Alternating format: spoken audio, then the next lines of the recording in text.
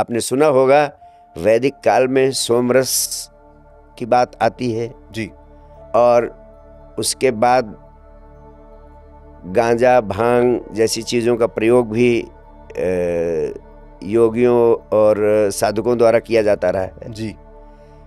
लेकिन वास्तव में ये सारे प्रतीक के रूप में अध्यात्म जगत में देखे गए। ये इस बात का संकेत देते हैं कि एक अवस्था है आपकी चेतना की जो आप अनुभव करते हैं जब आप अल्कोहल के या किसी भी मादक द्रव्य के सेवन से प्राप्त करते हैं, जिसे आप कहते हैं कि हाई फील करते या हैप्पी हाई हो जाता है। हैप्पी हाई फील करते। ये हैप्पी हाई जो आप अल्कोहल या मादक द्रव्यों के सेवन से प्राप्त करते हैं, ये निश्चित रूप से एक अनुभव है जो हर व्यक्ति इस अनुभव को पाकर आनंदित होता है। जी। हमने इसे अध्यात्म जगत में भी प्रतीकों के रूप में, सोमरस के रूप में, गांजे के रूप में देखा, पाया।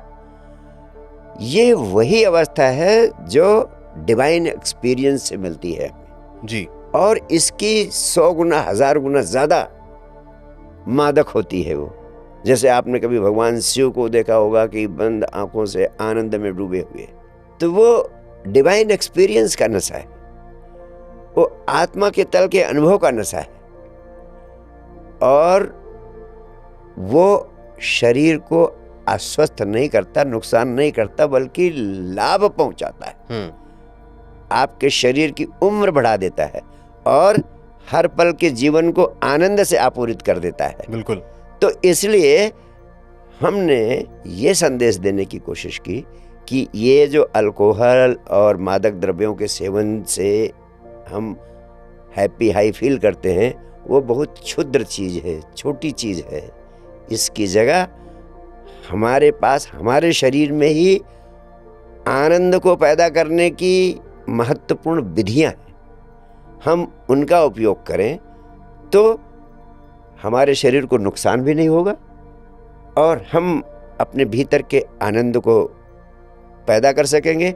हमारे जीवन में प्रेम भी आएगा और परमात्मा भी आएगा और इस अनुभव को जो अल्कोहल और मादक द्रव्यों के सेवन से मिलता है, उसे हम मेडिटेशन के, ध्यान के माध्यम से अपने भीतर पैदा कर सकते हैं। हमें उन्हें एक सब्स्टिट्यूट देने की ज़रूरत है और meditation is the greatest substitute for alcohol, is the greatest substitute for all the drugs and addictions. So आपका ये कहना है कि आपको जो हैप्पी हाई अल्कोहल से मिल रहा है उसका 1000 टाइम्स आपको मेडिटेट करके मिल सकता है if you do it right, correctly and every day. Yes, 100%. So I think थोड़ा यूथ समझेगा इस चीज़ को एंड दे विल ट्राई। हमारी बातों पे शायद जल्दी विश्वास ना करें, बट जब उस चीज़ को एक्सपीरियंस करेंगे, इस डिवाइन पावर को, तब उनको समझ में आएगा कि ज़्यादा हैप्पी है। मेरा तो मानना है कि सभी पेरेंट्स को, शिक्षकों को, समाज को, सरकारों को ध्यान के पक्ष में एक विराट अभियान खड़ा करना चाहिए और nurturing childhood with love and meditation along with world class education, बचपन से ही ध्यान और प्रेम की दीक्षा तथा आधुनिक ज्ञान और विज्ञान की विश्व स्तरीय शिक्षा उपलब्ध कराना, ये दुनिया की सभी सरकार का लक्ष्य निर्धारित कर देना चाहिए।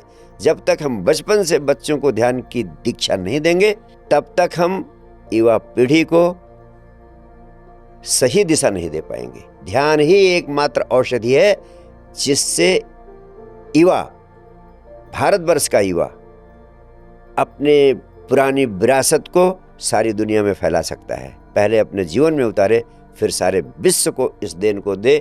भारत पुनः जगत गुरु होकर रहेगा।